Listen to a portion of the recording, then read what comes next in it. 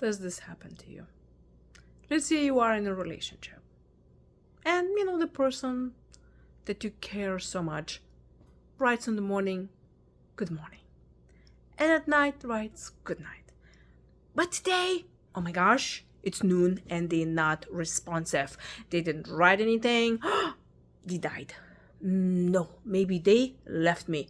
Yes, because I'm so bad, they totally left me. I'm gonna die alone. Totally. Or, let's say you are in a work meeting and what you see is happening that your boss, well, is giving compliments to other people, but not to you. And then you immediately assume that, well, they don't like you. You're doing not a good job at all. And they're gonna fire you. And then you start thinking, oh my gosh, I think all of this is gonna go so badly for me.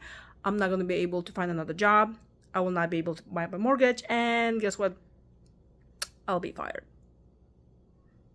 Yes. So what is this happening is simple thing as making everything black and white.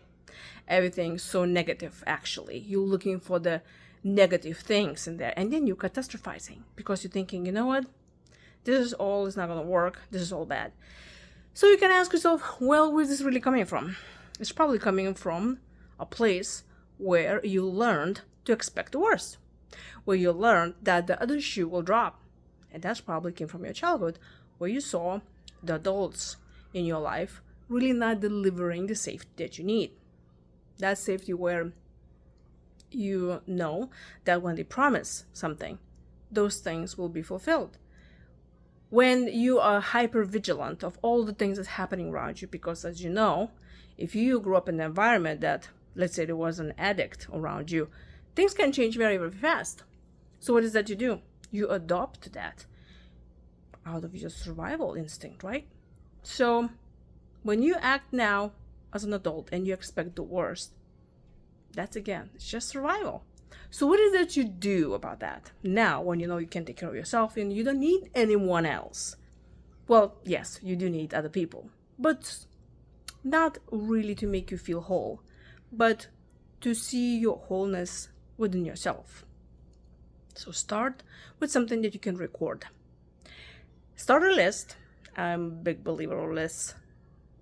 Next time, when something that you think bad's gonna happen, or you assume immediately something that somebody's doing or not doing and it will turn out badly, kind of observe it. And then when you see that it didn't happen that way, maybe it was the opposite, write this down. So then over the time you will create this list, and then the next time something happens and you all stressed out, read that list and remind yourself that things not necessarily are black and white. It's not necessarily somebody leaves in you, not necessarily your job sucks and you're doing a bad job and all of those things that can bother us every single day. Start telling your brain that it's okay, that you're protecting me, but it might not happen.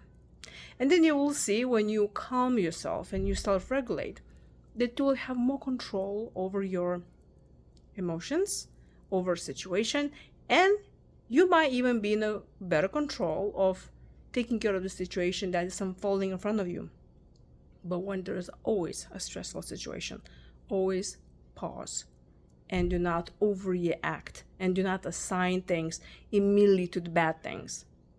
If you want to go total opposite, why don't you assume something really good? Yes, just for a game. And look for things that happening that maybe will bring you something amazing. Let's say you've been driving and there's a red light. Instead of saying, oh my gosh, I am going to be late to work because the red light is in my way and I'm late now. Think about, well, look at this.